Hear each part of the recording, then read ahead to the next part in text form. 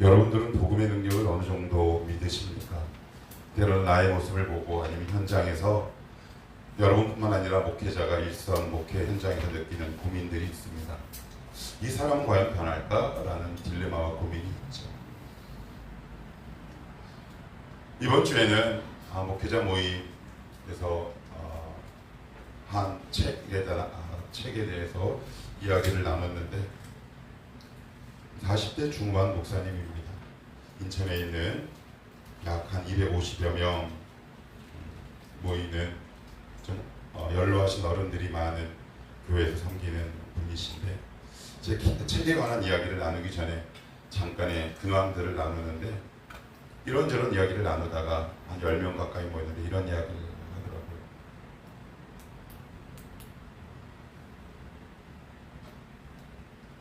복음이 변화시켜요? 그러니까 되게 많은 의미를 함축하고 있습니다. 그 질문을 저한테 오늘도 여러분들에게 노골적으로 던지고 싶습니다. 여러분, 복음이 여러분들을 변화시킵니까? 솔직하게 대답하셔도 됩니다. 답은 없습니다. 이 마가복음은 AD 65년 로마가 전성기를 지나던 무렵 로마의 크리스찬들을 박해하는 일련의 박해 사건들이 벌어집니다. 그 당시 로마에 있는 다수의 크리스찬 구성원들은 로마의 하층민이었는데 그 당시 로마 제국을 전 비교했을 때 로마 본토의 로마 시민권을 가진 사람은 약 30에서 40, 나머지 30%는 노예였고 그리고 로마 본토뿐만 아니라 그 지변 식민지가 있을 거 아니에요. 식민지에서 로마 시민권을 소유한 사람은 1%에서 3%입니다. 근데 이 마가복음을 갖고 있는 수신한 사람들은 누구냐? 그 당시 로마의 하층민이었어요. 이제 박해가 시작되고 이제 예수를 좀 믿어보려고 하는데 어려운 일들이 자꾸 발생하니까 요동할 수밖에 없겠죠. 거기에 꺼내든 이 마가의 다급한 편지가 바로 이 마가복음입니다. 자, 그러면 오늘 이 설교 제목대로 이 복음이 뭔가 한 시간이 되면 4가지, 시간이 부족하면 3가지로 압축해서 과연 내가 믿고 있는 복음은 뭔가 한번 이 시간 복음에 대해서 같이 한번 살펴보겠습니다. 얼마 전에 존경한 흑백 요리사에서 해산물을 다루는 일식 요리사가 그 앞에 딱 놓인 조리대에 한 원물 생선을 딱 보더니 이렇게 이야기를 합니다. 야, 이 재료가 너무 좋은데 특별한 양념이 필요 없을 것 같아. 요리를 합니다. 자, 그러면 물어볼게요. 그게 조금 물이 안 좋으면 여러분들은 그것을 뭘로 해서 드실 것 같아요? 예전에 제가 자유시장 가서 고등어 자반을 사와서 냉동실에 놨다가 살짝 꺼내놨는데 막상 구워 먹어보니까 그렇게 썩 신선함이 느껴지지 않고 그 포동포동한 고등어의 살맛이 느껴지지 않아요. 그랬더니 제 아내가 저한테 이런 제안을 하더라고요. 여보, 이거 구워 먹지 말고 어떻게 먹을까? 부셔보든 알아요. 왜요? 신선도가 떨어져요. 여러분들 이 정도 이해하실 겁니다. 신선도가 떨어지면 떨어질수록 뭐가 더 많이 추가될까요? 양념. 예. 복음에 대한 자신이 없으면 양념이 추가됩니다. 오늘 마가복음은 되게 파격적인 선언을 합니다. 1장 1절에 여러분 복음에 대한 자세한 설명이 있나요? 배경이 있나요? 이 편지를 쓰는 이유가 있나요? 아무것도 없죠? 이게 무슨 말이냐면 이겁니다. 나는 오늘 말씀을 쫙 들으러 왔는데 갑자기 이 목사가 흥분해가지고 예수 그리스도가 최고야라고 하면 여러분들 마음의 문을 열 수 있겠습니까? 뭐야? 이거 너무 자극적이고 도전적이고 직관적이잖아. 근데 오늘 마가복음은 그 짓을 벌이고 있는 겁니다. 얘들아, 하나님의 아들 예수 그리스도의 복음의 시작이야. 왜 그렇다고요? 양념하지 않습니다. 왜요? 원물이 좋기 때문에 그렇습니다. 하나님은 우리에게 원물을 주셨습니다. 되게 싱싱한 재료, 그것이 저는 복음이라고 저는 확신합니다. 그런데 우리의 신앙은 왜 이렇게 빈약하고 힘들까요? 이유를 말씀드릴게요. 저부터 왜 이렇게 내 신약이 빈약할까? 말씀을 묵상하면 할수록 한 가지 이유와 원인을 발견합니다. 내가 복음에 양념을 치고 있구나. 내 입맛에 맞게 양념을 치고 있구나. 하나님, A라는 기도 제목을 안 들어주면 이 복음은 나에게 더 이상 복음이 아닙니다. 동의하십니까? 하나님, 이 문제를 해결하지 않으면 예수는 더 이상 나에게 복음이 아닙니다. 동의하십니까? 그래서 복음이라는 원물 위에 거기다가 갖가지 양념을 습니다. 마라도 넣어보고요, 고춧가루 넣어보고요. 비린내가 심하니까 재료의 신선도가 떨어질수록 뭐가 더 심하나요? 비린내가 심하죠. 그랬더니 생강 넣고 매실청 넣고 그 다음에 여러가지 각양다양한 양념을 치는데 그것이 양념 맛입니까? 아니면 재료 맛입니까? 양념 맛이죠. 그러면 우리가 누리고 있는 복음은 양념 맛입니까? 아니면 복음의 맛입니까? 오늘 그 얘기하고 있는 겁니다. 왜 우리는 이렇게 힘이 없는가? 그건 바로 너희들이 내가 전한 말씀이라는 복음 위에, 예수라는 복음 위에 너희들의 신앙의 입맛을 가미해서 양념을 친 결과다. 그래서 여러분, 양념을 걷어내는 겁니다. 한번 잘 보십시오. 나는 어떨 때 이 양념 맛으로 길들여져 있는가? 내가 원하는 하나님이 여러분 있지 않습니까? 내가 바라는 하나님의 상이 있지 않습니까? 그건 뭐다? 양념을 치는 겁니다. 양념을 쫙 붙여요. 그런데 마가복음은 그 어떤 양념도 치지 않고 뭐라고요? 하나님의 아들 예수 그리스도의 복음의 시작이라. 그런데 1장 1절을 같이 다시 한번 읽어볼까요? 시작. 하나님의 아들 예수 그리스도의 복음의 시작이라. BC 6년 이탈리아 반도 로마 인근에 한 유적지에서 한 비문이 발견되는데 그 비문의 이름을 고고학자들은 이렇게 칭합니다. 프리엠의 비문. 그런데 거기에는 어떤 문장이 쓰여져 있었냐면 거기에 있는 그대로를 직역해서 제가 읽어드리겠습니다. 신의 아들이자 구원자이신 황제의 생일은 복음의 시작이다. 똑같죠? 똑같죠? 예. 뭐가 복음이랍니까? 황제가 복음이랍니다. 여러분들에게 복음은 뭔가요? 예수입니까? 황제입니까? 정말 예수 맞습니까? 우리가 기다리는 건 황제의 복음 아닙니까? 그런데 마가는 이 문장을 완전히 바꿔버립니다. 이 문장을 만약에 로마 황실에서 봤으면 마가는 무슨 죄로 몰릴 가능성이 클까요? 반역이나 역적입니다. 왜요? 황제에게만 사용할 수 있는 문장을 그대로 차용해서 온 거거든요. 우리의 신앙에 힘이 없는 이유는 원물 그대로를 받아들이지 않습니다. 우리는 무슨 복음을 기다리느냐? 황제의 복음을 기다리죠. 아니야, 나 교회 다니지만 나는 여전히 예수라는 복음보다 나는 황제의 복음이 나에게 훨씬 유익해. 가공에 하나님을 만들기 시작하고 거기에다 양념을 더해가기 시작합니다. 그런데 오늘 마가는 어떤 거냐? 한번 따라합시다. 복음은 날 것이다. raw fish입니다. raw fish. 근데 여러분, 날 것 싫어하는 사람 많잖아요. 그죠? 근데 하나님은 날 것을 주신 겁니다. 여러분, 날 것은 살아있는 것, 즉 회는 화로에서만 가능하지요. 무슨 얘기예요? 복음은 화로와 같거든요. 주님 죄송합니다. 너무 귀하였습니다. 이것을 오늘 우리에게 주시는데 우리는 이 세상을 보니까 황제라는 이 황제의 논리에 갇혀버린 이 세상에 살다 보니까 이 복음만으로는 살 자신이 없어요. 왜요? 밖에 나가면 힘이 없거든요. 그래서 거기다가 붙입니다. 물질이라는 양념을 치고요. 그리고 그럴듯한 핑계를 대서 취업이라는 양념을 치기 시작합니다. 그러니 나는 예수를 믿는데 난 왜 이렇게 변화가 일어나지 않나? 왜요? 양념을 걷어내셔야 합니다. 그래서 오늘 마가복음은 바로 1절 설명하지 않습니다. 출생 설명합니까? 이유 설명합니까? 배경을 설명합니까? 그 어떤 것도 설명하지 않습니다. 왜요? 황제의 복음이 아니라 누구의 복음? 예수 그리스도의 복음. 오늘 이 질문에 우리가 하나님 앞에 정직하게 섰으면 좋겠습니다. 나는 황제의 복음을 믿고 있는가? 예수라는 복음을 믿고 있는가? 왜 신앙을 오래 하면 할수록 좌절감이 더 커질까? 왜 신앙생활을 계속 이어가면 나에게 왠지 모를 회의감이 점점 커질까? 그 이유가 복음의 문제가 아니라 그 복음 위에 양념을 혹시 들이부은 나의 또 다른 우상의 모습은 아닐까라고 생각해 본 적은 없으십니까? 그러나 이 날것의 복음을 받아들인 초대교회의 수많은 성도들은 목숨을 지킵니다. 목숨을 버리죠. 사자 앞에서 당당하게 순교를 선포합니다. 그들이 믿은 복음과 우리가 믿은 복음은 과연 뭘까요? 왜 똑같이 예수를 믿는데 우리는 힘이 없고 그 당시 초대교회 성도들은 힘이 있었을까요? 이유는 단 하나.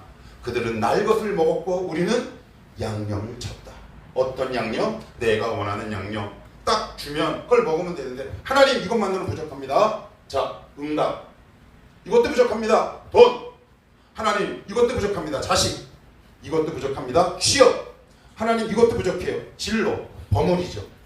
그리고 딱 먹고 뭐라고 얘기하냐면 아 맛있다.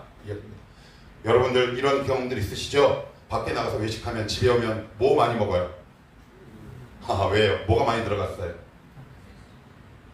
MSG가 솔티하거든요. 그 입맛에 길들여지면 여러분들 예수를 믿으면 믿을수록 갈증이 급해집니다. 여러분 갈증이 해소되셨습니까? 평안이 있으십니까? 여러분 가운데 정말 기쁨이 있으십니까? 그 기쁨이 없다면 나는 지금 날 것 그대로의 복음이 아니라 내 취미와 입맛에 가공된 황제의 복음에 익숙해진 것이다 라고 얘기합니다. 그래서 하나님이 우리를 어떻게 하는 줄 아세요? 2절 3절에 이렇게 써있어요. 우리 날 것 싫어하죠. 그죠? 왜? 맛이 없어요. 여러분 날 것 복음은 우리의 흥미를 끄지 않습니다. 여러분 아닐 말로 저도 쉽게 설교를 하는 방법을 압니다. 뭔지 아십니까? 여러분들에게 그럴듯한 가스라이팅을 하는 겁니다. 그래서 신명기에 그럴듯한 말씀을 딱 주고 이 말씀에 순종하면 여러분들에게 시원해들어 활짝 열리고 여러분들의 앞날이 창창할 줄로 믿습니다. 여기서 아멘 안 할 영혼 아무도 없습니다. 특별히 50대 60대 환장합니다. 그런 설교에 익숙하죠. 그러나 오늘 말씀은 그 이야기를 하고 있지 않다. 2절 3절 무슨 이야기를 하고 있는가? 여러분 저와 같이 한번 읽어봅시다. 시작. 선지자 이사야 그래 보라 내가 내 사자를 내 앞에 보내노니 그가 내 길을 준비하리라. 광야 외치는 자의 소리가 있으되 이르되 너희는 주의 길을 준비하라.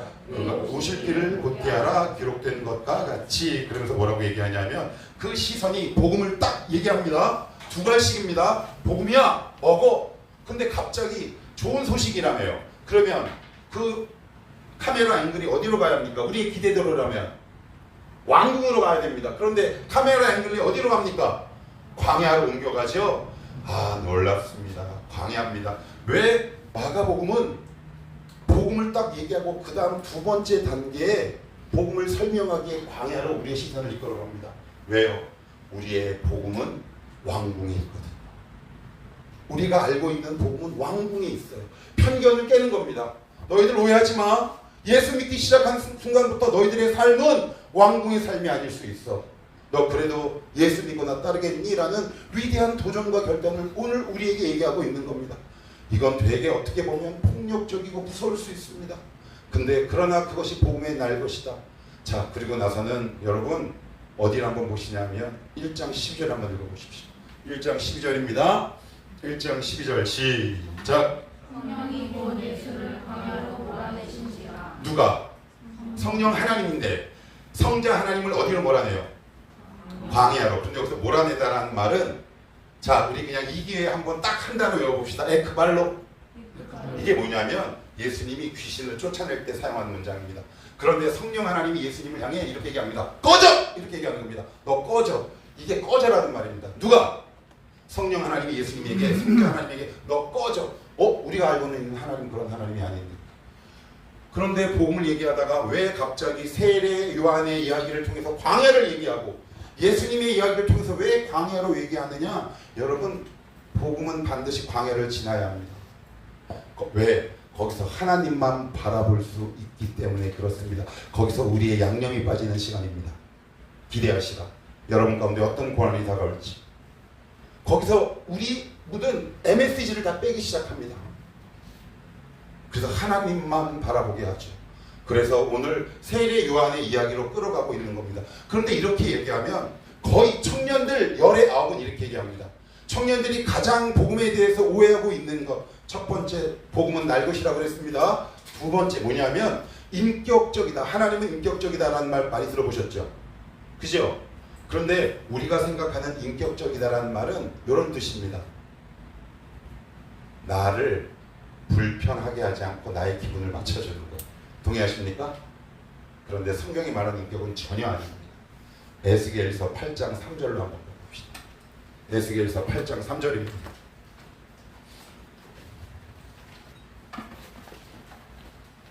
구약성경 에스겔서 8장 3절입니다.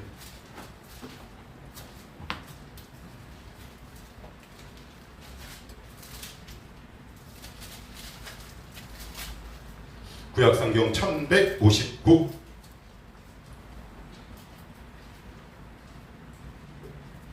자, 읽습니다. 시작. 그가 손 같은 것을 펴서 내 머리털 한 부분을 잡으며 주의 영이 나를 들어 천지 사이로 올리시고 하나님의 환상 가운데서 나를 이끌어 예루살렘으로 가서 안뜰로 들어가는 북향 방문에 이르시니 거기에는 질투의 우상 곧 질투를 일어나게 하는 우상의 자리가 있는 곳이라. 여기 보시면 3절에 주의 영, 성령님이죠.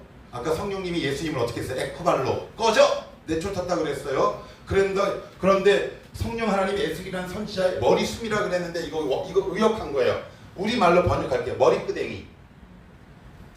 하나님이 사람의 머리끄댕이를 잡고, 이게 인격적입니까? 비인격적입니까? 하나님이 여러분 만약에 오늘 여기 긴 머리 있는 자매의 머리채를 딱 잡고 질질질 끌고 가면 하나님을 믿겠습니까? 떠나겠습니까? 다 떠납니다. 그런데 왜 하나님이 이렇게 하냐고요? 8장 3절 끝에 뭐라고 되어 있냐면 끌고 높은 곳에 올라가서 뭐를 하냐면 저 은밀한 곳에 있는 우상을 보게 하는 겁니다. 여러분, 인격은 여러분의 기분을 적당하게 맞춰주는 것이 아니라 우리의 죄를 직면하게 하는 겁니다. 그것을 직면해 우리가 삽니다. 사람들이 다 오해합니다. 그래서 교회에서 상처받았다고 하는 말들이 나의 기분을 존중해 주지 않았다는 것입니다. 여러분 기억하셔야 합니다. 하나님은 인격적인 하나님인데 어떤 것이 인격적이다? 결국 생명으로 이어지는 것이 인격적입니다. 여러분 물에 빠진 사람한테 인격적인 말이 필요합니까? 거친 머리끄댕이를 잡는 손길이 필요합니까? 예, 그것을 뭐라고 얘기합니까? 인격적. 속지 마십시오. 하나님이 여러분들의 기분을 상하게 하셨습니까? 하나님이 여러분들을 어떤 상황으로 이끌고 가셨습니까? 그런데 오늘 마가복음 앞에서 보니까 성령 하나님이 예수님을 어떻게 해요? 에크 발로, 우리말로 뭐라고요? 꺼져! 이거 인격적인 하나님, 여러분들의 신학적 지식으로 설명 가능합니까? 그런데 왜 예수님을 광야로 보냈을까요? 거기서 하나님만 보게 하는 겁니다. 우리의 인생에도 하나님이 우리 가운데 켜켜이 쌓여온 나만의 신앙의 양념들을 벗겨내는 광야의 시절들이 있습니다. 어떤 사람은 인생의 쓴뿌리 가운데 우리를 보내기도 하시고, 어떤 사람은 강력한 배우자를 만나서 하나님 앞에 눈물로 울부짖게 합니다. 어떤 영혼은 아프게 합니다. 어떤 사람은 사업을 망하게 합니다. 그것이 인격적인 하나님입니까? 맞습니다. 왜요? 거기서 주님을 바라보기 때문에 거기서 예수를 만나게 되는 것이죠. 여러분들이 예수를 만나기를 축복합니다. 교회의 시작은 복음입니다. 다른 어떤 것도 아닙니다. 복음은 변화입니다. 복음을 제대로 만나는 자는 이 세상을 담대하게 승리로 살아갈 수 있습니다. 내가 신앙이 오래되면 오래됐는데 왜 이렇게 나는 맥이 빠질까? 그것은 내가 복음을 바로 알지 못하기 때문에 그렇습니다. 에크발로 이해가 되지 않잖아요. 그죠? 그래서 저도 고민이 있습니다. 무슨 고민? 이 쓴소리를 해야 하나? 아니면 참아야 하나? 이게 되게 어려워요. 저 그냥 여러분들이 하소연하는 거예요. 원고에 없어요. 저 원고 외워서 아는 거 아시잖아요. 이 옆으로 가면 또 원고 헤매는 데나. 근데 고민이 있어요. 이게 제 영혼에게 도움이 될까? 그래서 또 적습니다. 제 요 울트라 노트 저기 삼성 갤럭시 폰에 보면 얘에게 해야 할 말을 며칠간 적고 지웠다 적고 지웠다 적고 지웠다 합니다. 왜? 이 말이 저 영혼에게 도움이 될까? 그때로는 볼펜으로 써보기도 합니다. 고민합니다. 그럴 때 팍 튕겨져 나가거나 그럴 때 너무 가슴이 아픕니다. 이거 내가 뭔가 실수했나? 아무튼 그렇다고요. 여러분 뭐가 인격적입니까? 여러분의 기분을 적당히 맞춰주는 게 인격적이라고요? 인격적인 하나님의 뜻이 뭐다? 우리의 생명을 살리기 위해 우리의 죄를 보게 하는 겁니다. 연약함을, 결핍을 경험케 하는 겁니다. 그래서 여러분들, 제가 얼마 전에 우리 아내랑 얘기하다가 여보, 나 마지막 지도가 완성됐어. 이렇게 이야기를 했습니다. 슬렁하다가. 무슨 얘기냐? 하나님이 중학교 때 첫 신앙을 출발한 나에게 혹독하게 교회가 귀신이 들리게 하고 교회가 깨져버리는, 난 이미 초신자인데 하나님 감당할 수 없어서 매일매일 1년 동안 술을 대병씩이나 먹고 자랐던 저의 아픈 가슴 어떡하면 좋겠습니까? 라고 하나님 앞에 울부짖었지만 하나님은 수십 년 동안 침묵하셨습니다. 그러나 이 말씀을 묵상하다가 그림이 지도가 완성됩니다. 진성아, 네가 이 시간을 통해 나를 깊이 만나기를 원했다. 하나님 감사합니다. 하나님은 여러분들에게 손해되는 일을 절대 하지 않으십니다. 그러나 그 당시엔 이해가 되지 않을 수 있습니다. 기억하십시오. 복음은 인격적이다. 근데 인격의 뜻이 뭐라고요? 광야로 몰고 가는 꺼져 발로 뻥 차는 겁니다. 그래서 거기서 어떻게 해요? 나를 보게 하는 거죠. 누구를 보게 합니까? 광야에 볼 게 뭐 있나요? 아닐 말로 여러분 요즘 하나님 우리가 잘 안 찾잖아요. 볼 게 많아서 그래요? 없어서 그래요? 너무 많잖아요. 유튜브도 너무 많아요. 그런데 하나님이 때로는 여러분 인생에 광야의 시절을 여러분들에게 허락할 때가 있다. 그러면 그때가 어떨 때다? 인격적인 하나님을 진짜 만날 때다. 6절 다시 마가복음으로 합니다. 마가복음 1장 6절입니다. 자, 6절입니다. 시작. 요한은 낙타털 옷을 입고 허리에 가죽띠를 띠고 메뚜기와 석청을 먹더라. 자, 그러면 여기 보면 낙타털 이건 뭐예요? 한자로 얘기하면 의. 우리 의식주 할 때 옷의. 그다음 메뚜기와 석청은 식. 그다음에 광야는 무슨 얘기일까요? 복음에 사로잡힌 사람은 의식주를 뛰어넘는다는 말이죠. 근데 우리는 모든 의식주 앞에 다 무너집니다. 하나님은 끊임없이 이렇게 염려하지 마. 그런데 우리는 의식주라는 눈에 보이는 한계 상황을 딱 접하면 우리는 복음의 능력을 의심하죠. 여러분 이렇게 살아야 한다라고 얘기하는 게 아닙니다. 다 광야로 살아라가 아니라 너희가 정말 날 것 그대로의 복음을 먹었다면, 나를 제대로 만났다면 너의 신앙의 삶은 의식주를 넘어설 수 있을 것이다. 제가 이 말씀을 준비하면서 하나님 앞에 회개할 수밖에 없었습니다. 하나님, 저 목사도 아닙니다. 전 아직도 의식주에 갇혀 사는 어리석은 놈일 뿐입니다. 하나님, 제가 잘난 척 설교하지만 하나님, 이 목사 저만큼이라도 성도의 본을 보일 수 있는 의식주를 초월한 삶을 살아갈 수 있도록 저의 믿음을 복음의 사람으로 경복해 하옵소서. 이 기도가 안 터질 수가 없었습니다. 여러분, 어디서 우리의 믿음의 한계가 늘 정체됩니까? 뭐예요? 의, 식, 주. 그런데 오늘 복음을 얘기한 다음에 광야에서 무엇을 얘기합니까? 의, 식, 주를 얘기합니다. 여러분, 복음은 의식주를, 일상을 뛰어넘는 겁니다. 그럴 때 내 삶의 변화가 일어나는 겁니다. 내가 누군가에게 말을 전하고 때로는 전도하고 내가 섬기고 설교하고 가르치고 누군가를 훈육할 때 거기에 말씀의 역사가 일어납니다. 여러분, 내가 직관적으로 여러분들에게 여쭙습니다. 여러분들의 삶을 통해 누군가의 변화된 열매 흔적 있으십니까? 있으십니까? 왜 없습니까? 혹시 가공된 복음을 내가 혹시 먹고 있지는 않은 겁니까? 하나님, 오늘도 내 가공된 내 입맛에 양념된 복음을 벗게 하시고 주님이 주신 그대로의 복음을 내가 수용하고 만나게 하옵소서. 그것이 우리에게 요구하는 하나님의 말씀 아닙니까? 마지막입니다. 자, 한번 따라합시다. 첫 번째, 복음은 날 것이라고 그랬습니다. 두 번째, 복음은 뭐라고요? 인격적이라고 그랬습니다. 자, 세 번째 따라합시다. 복음은 회복과 변화입니다. 이게 무슨 얘기냐? 요거 누가 썼다고요? 이거 누가 썼어요? 마가복음이니까. 마가. 근데 마가가 등장하는 서신서는 사도행전 1장인데 교회 물 좀 먹은 사람들은 다 압니다. 마가의 다락방, 그 마가입니다. 그런데 거기 성도들 120명이 머물 정도입니다. 여러분,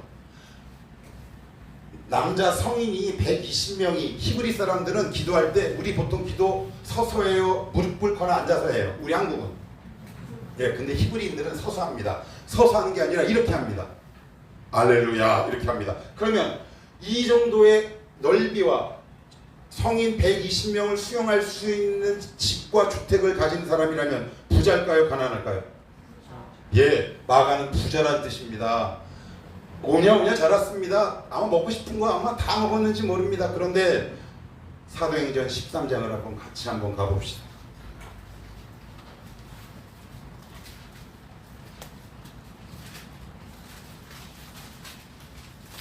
13장 13절입니다.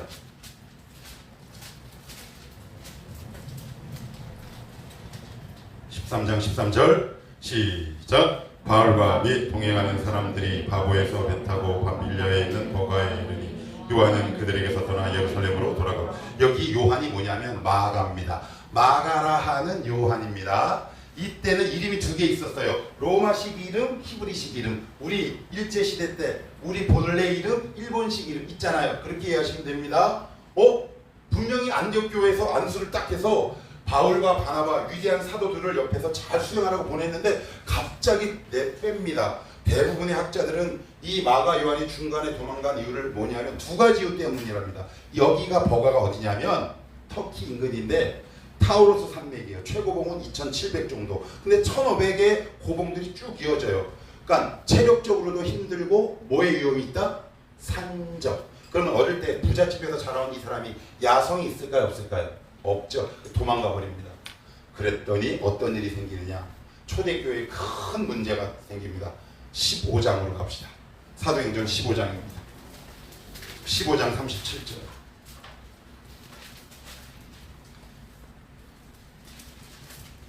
(37절) 215페이지 사도행전 15장 37절 신약성경 215 사도행전 15장 37절 쭉 읽습니다. 시작. 바나바는 마가라 하는 요한도 데리고 오자 하나 바울은 밤밀리아에서 자기들을 떠나 함께 일하러 가지 아니한 자를 데리고 가는 것이 옳지 않다 하여 서로 심히 다투어 피차 갈라서니 바나바는 마가를 데리고 배 타고 구로를 가고 바울은 신라를 택한 후에 형제들에게 주의 은혜에 부탁함을 받고 떠나.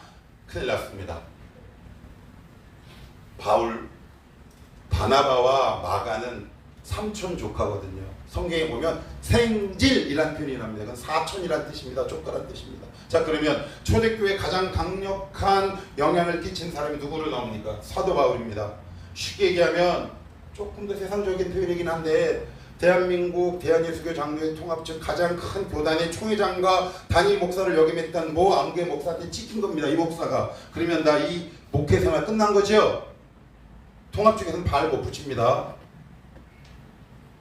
근데 이때가 언제냐? AD 48년.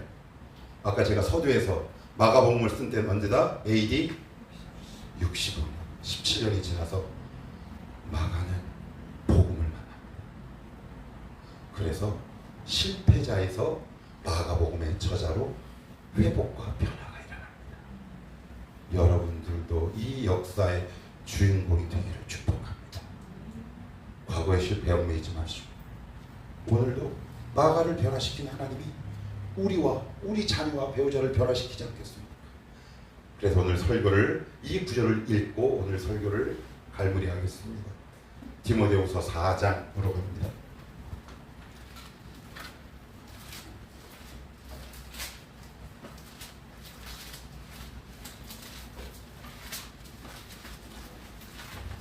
디모데후서 4장입니다. 4장 11절.